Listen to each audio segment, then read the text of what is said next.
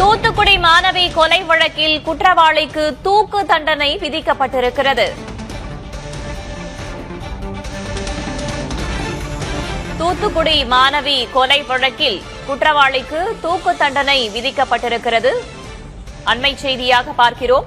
முன்னதாக தர்ம முனீஸ்வரன் தான் குற்றவாளி என்பதை நீதிமன்றம் உறுதி செய்திருந்தது. சற்று நேரத்தில் தண்டனை விவரம் அறிவிக்கப்படும் என்று கூறப்பட்டிருந்த நிலையில் தற்போது குற்றவாளிக்கு தூக்கு தண்டனை விதிக்கப்பட்டிருக்கிறது. முன்னதாக தூத்துக்குடியில் 12ஆம் வகுப்பு மாணவி பாலியல் வன்கொடுமை செய்யப்பட்டு கொல்லப்பட்டிருந்தார். அது தொடர்பாக 72 சாட்சிகளிடம் விசாரணையும் முன்னதாக நடத்தப்பட்டிருந்தது.